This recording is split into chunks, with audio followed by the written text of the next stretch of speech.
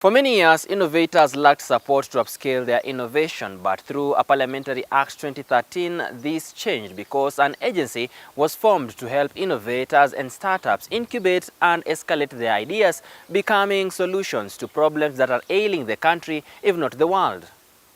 Well, Technovation Show is about science, innovation, technology, and ICT. And today I'm at the Kenya National Innovation Agency to speak to the CEO, that is Dr. Tonny Omwansa, to better understand how the agency is helping innovators in the country.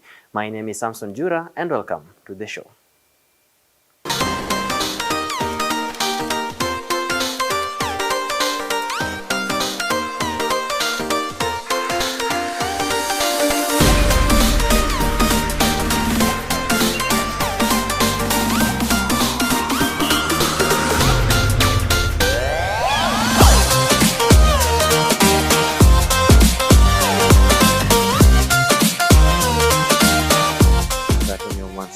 Thank you very much for giving us your time and gracing KUTV Technovation Show. It's been a while since you got somebody who is a stakeholder in matters innovation and technology in the country, given that you're the CEO of KeNIA, which stands for Kenya National Innovation Agency.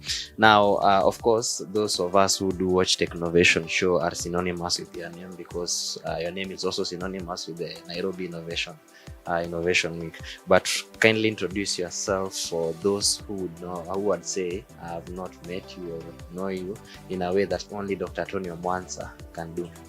Thanks very much for inviting me to this show. Tonny Omwansa, as you said, is my name. My background is computing. I did my undergraduate in computer science, master's in computer science, and then I went to do information systems. So I have a technology background. And then, of course, got into the areas of innovation and policy and research and so forth.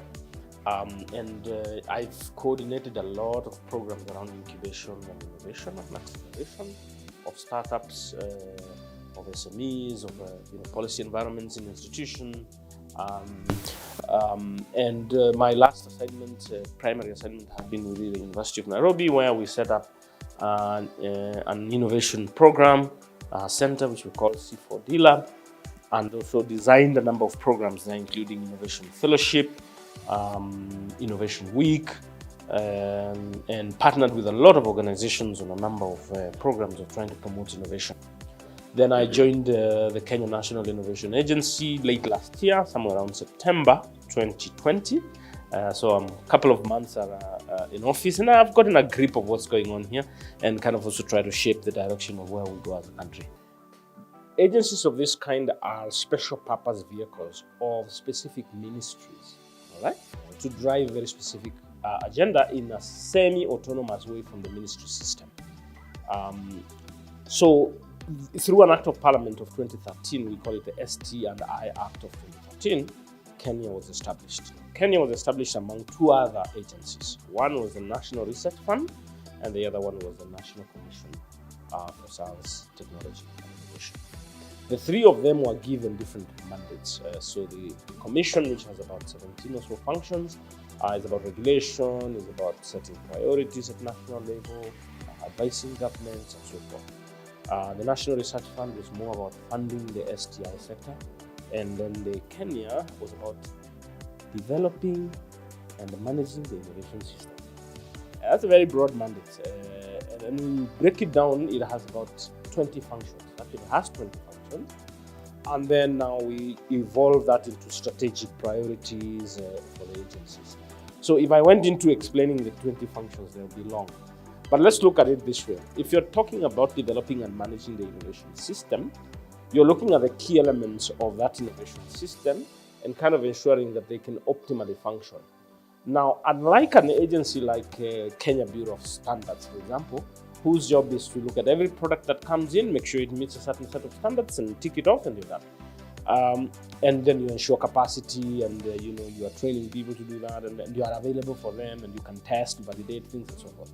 An agency like this is fairly complex because the development of the innovation system depends on what people do, all right? And these people are also on organizations that are organized in different ways to do different functions. Now you have a job to try and ensure that they speak to each other, all right? And that's a little bit beyond your control, but you have to cultivate that kind of spirit. And you have to make sure that certain gaps which already exist are being filled. If there are no drivers of certain components, you have to ensure that they are being filled. But if I was to give you keywords that will really shape what is it that we do, the policy environment around innovation is significantly of interest, and we push that, right? Skills, just to ensure that people have the capacities to innovate, is of interest. The protection of that intellectual property, actually the creation, the protection and exploitation of that intellectual property that can be created out there is of interest, and that's within our mandate. To ensure that that intellectual property gets commercialized and becomes solutions of public good is within our mandate, and then ensuring that the incubation systems function, the acceleration systems function, so that ideas move to market. Because if you look at our mission, it's about developing and managing an innovation system that facilitates movement of ideas to market. So we are measured by the ideas move to market, and you're depending on other people to do that, and so you have to do the necessary facilitation. Of course, funding is an important element that we're interested in, and we're looking how do you support funding. And also recognition. I mean, like you have to, if people have succeeded, you have to find ways of celebrating and recognizing so that you inspire others to follow through and you energize this one also to scale. Now, since I got to office late last year, I have identified two pillars that really shape what we're going to be doing. One is commercialization. Because if I say commercialization, then it means I'm talking about the policy environment of that, the research that has to be commercialized, to be, the institutional frameworks that make that happen, whether it's universities, TVETs, innovation hubs, research centers, you name it, and so forth. Capacity is going to be part and parcel of it. How do you make sure commercialization can be effectively done? How do you ensure that you have the right partners who can take up some of the innovations that are coming up from institutions so that they can really be scaled? Because, some institutions may not have the capacity to scale ideas. They can be good at creating. So that's one pillar, commercialization. The second pillar is around startups. Thinking through the facilitation, the enablement, the visibility, the amplification, the funding around it, the connection with private sector, and so on and so forth. So those two pillars are helping me, and we have several things that make them up. I think we have a sense of direction of where we're going.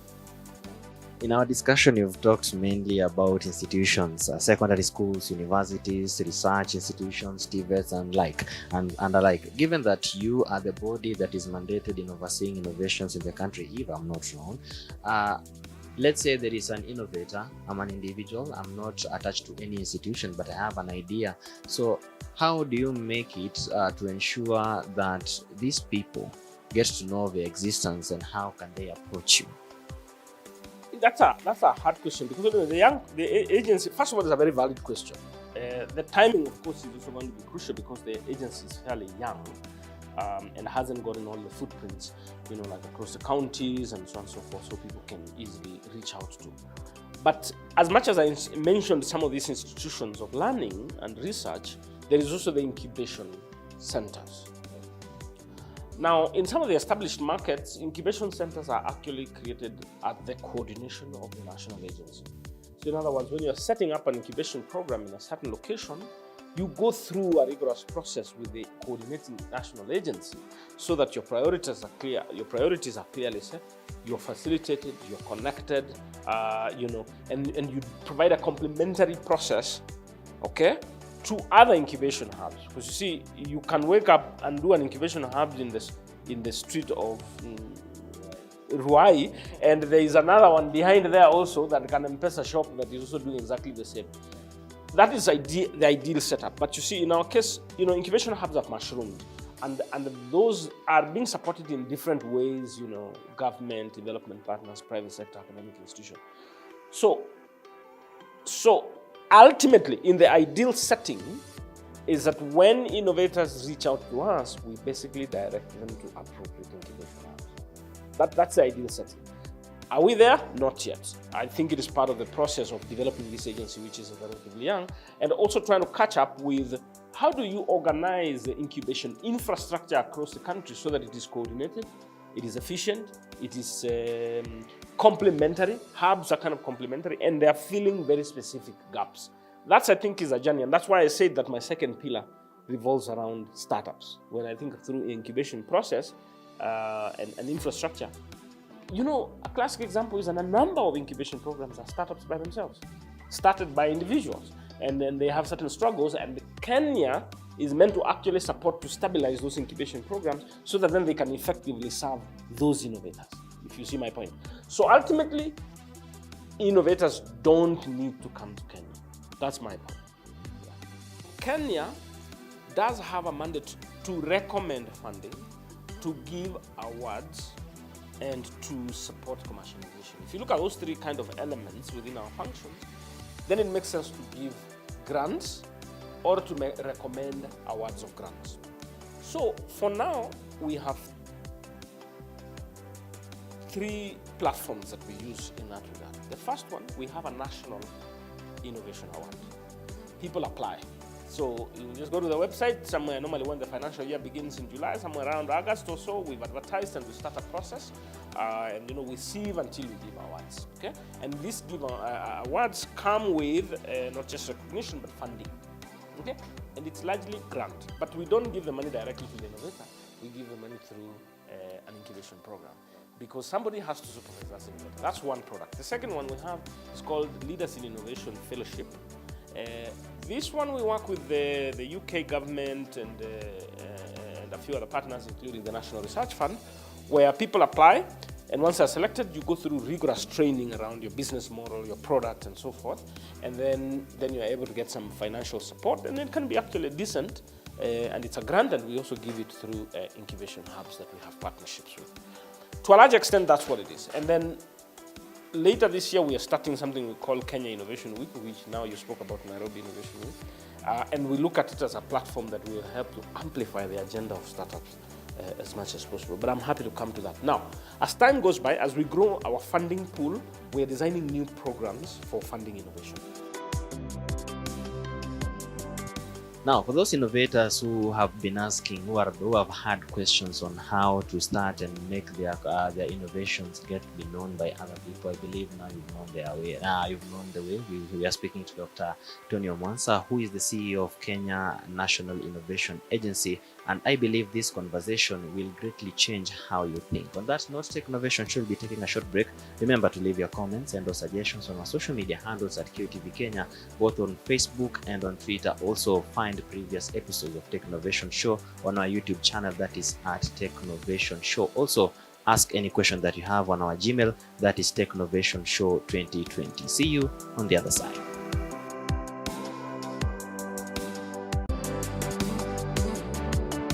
Thanks. So far, this facility, the building is called an acoustic building, which is a government building that is under the custodianship of the National Commission for Science, Technology and Innovation. So because our team is still small and we are setting up, we just requested for a half a wing to kind of like start operating. And as an agency, you need certain offices to assist you. So you've got a CEOs, yes, that's fine. But then we've got an administrative wing. So on the other end is you get the procurement, you get the accounts, you get the administration, and then you get the finance. So largely that wing. In the middle here is more the technical side. This is where we're doing more the web development, the various online platforms, the graphics design. We've got a team here that does more the technical issues, like thinking through the policies that we need to develop, the research, and because we're doing a lot of data collection that helps us to visualize where should we be going in terms of enabling the commercialization and the startup. Now, we think that, we're beginning to recruit quite aggressively. So in the next couple of months, we start to grow our team. We're probably, when I came into office, we were about 3 or so. It was a very young agency. And now we've grown up to around 24 in about 6 months. And I think by the time we get into the new financial year, maybe somewhere now around August, September, we'll probably have grown to around 30 or so. The establishment of the agency is somewhere around 75 people before we begin spreading into other locations. And of course, we are going to outgrow this. But we intend to design. Now, we have also done some kind of projection of exactly how we will redesign this place so that you have good storage, kind of kitchenette, and then open working spaces, and make it a little cool and interesting. As you can see, some of the team members here are very young people, and they also like certain kind of environments. After all, it's the innovation agency. So if it's an innovation agency, you've got to look a little bit innovative, Have space to think. of course, I project that we will outgrow this place. And that's number one. Even within Nairobi itself, we will have to kind of either get a different location or expand our space, or whatever will happen in a year or so, we will know. But you're right that the existence of the agency is supposed to be across the country. According to the plan and the vision, is that we should be having offices in all the counties. And that is, of course, a function of funding. You've got to have the right funding for that, and you've got to have the right systems for that. So at the moment, we don't have offices beyond Nairobi, but our presence is felt through institutions that we collaborate with. So there is a lot of enthusiasm in Kenya. I mean, sometimes it's a question of image that you're creating. There's a lot of energy and enthusiasm. There's a book that was written, which is called The Rise of the Creative Class. The Rise of the Creative Class. And if I recall well, they identified 3 ingredients that you must put in order to energize an ecosystem. Even before I go into that one, you know I'm a scholar, so let me also tell you something else. Have you ever asked yourself if the world is flat? Yeah, so we ask ourselves whether the world is flat, and then we say, oh, no, it is round. And then someone says, there's a book that is written that the world is flat. In other words, because of technology, you can do anything from anywhere, right? But then there's another theory that argues that the world is not flat. You cannot tell me that the opportunities are the same everywhere. People tend to congregate in certain places because there are certain ingredients.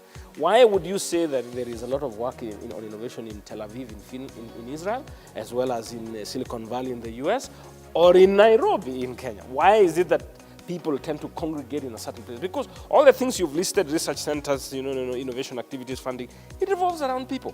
So people tend to concentrate in a certain environment because there are parameters that make it convenient. Now, that leads me to the book that I spoke about, where it talks about 3 T's that make it convenient. One is technology. If the technological environment and infrastructure is supportive, and that is for the government to do, like make sure connectivity is available, power and all those things. So the infrastructure. We aren't there yet because now we're just doing a comparison, and it depends on whom you're comparing with. So we can say technology is one key important element that makes that ranking grow and the set of outputs to grow. The second one is talent. If you have a mechanism of attracting and building talent, and that talent could come from institutions, it could come from abroad, it could come from anywhere. So talent is the second most important thing that you have to work on. The third thing is a tolerating environment. All right? So if the environment is structured such that it is conducive for people to function effectively, then you're doing it right. Because you have to grease the system. You can put up a building and say this is a research center, but it might not necessarily produce what you want. You can put up buildings but it takes people, and those people must be experiencing something. The technology in place, the talent means they are all these kind of people who can generate some kind of outputs, and they're easily accessible and so forth. And then you have tolerance. Now, tolerance, by the way, has also to do with the regulatory environment. It has to do with the ease with which people can set up businesses. It has to do with the ease of which a foreigner can come here and make a contribution towards the national GDP, and so on and so forth. Now, Daktari, what initiatives does KeNIA put in place to ensure that there is an acceleration of these startups that are coming up and about each and every single day? First of all, is if you're trying to grow something that is potentially going to be scalable, then it needs to be problem-based. So the first thing is that you have the right mindset to truly understand the problem. And that is why we're trying to promote what we call problem-based learning. Make sure we truly understand problems, which then can be scalable. And that means we're working closely with universities around the skills that people need to be multidisciplinary in the way they look at problems, and also to immerse themselves in the processes of problem-based appreciation. Because it's one thing to have ideas. And shortage of ideas is probably not what we are struggling with here. The question is, are the ideas very well pinned to real problems? And are the problems big enough that the solution can be scaled? You can create a nice product for a particular problem, but it's not scalable. And that's not of interest to us. So we are trying to ensure that people appreciate that you deeply understand problems, then you can create solutions that are scalable. We've set up what we call the KeNIA Innovation Academy, because that's within the context of skills. Trying to make sure people appreciate what they need before we can even go towards solutions. So the KeNIA Innovation Academy is we're using it to champion the skills that people need, and they may not probably find them in universities or somewhere in the hubs and so forth. You know, things like user-centered design, design thinking, problem-based learning, IP policy formulation, commercialization as a process, and so on and so forth. It's not just an event as an end by itself. It's a movement. And we have a set of pre-events that are happening across the country, side events that will happen around, and we're looking at 4 tracks. 1 is commercialization, 2 is skills, 3 is startups, and 4 is fourth industrial revolution. Because unless you also showcase, you also display, right? Then sometimes you don't get the right partners around these things. So what we can do as an agency is to create a platform that then people can display and showcase and engage and question and challenge and interact and network. So that, and we'll do a hybrid now in COVID time, so we'll see how much of physical can happen and virtual. But another more important thing around that KeNIA Innovation Week, if you ask me where the venue is, I'll tell you the venue is Kenya. Because what we're trying to do is to make sure that every innovation hub, every accelerator, every university should be able to do something within the context of KeNIA Innovation Week.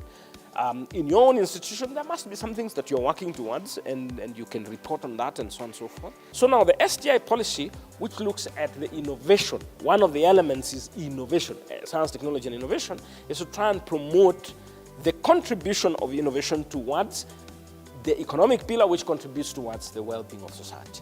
So now if you look at the vision of Kenya, is to try and develop and manage a national innovation system that catalyzes movement of ideas to market. And in the process, you're creating jobs. In the process, you're creating new companies. In the process, you're ensuring that research returns back to society. You're improving the global ranking of the country.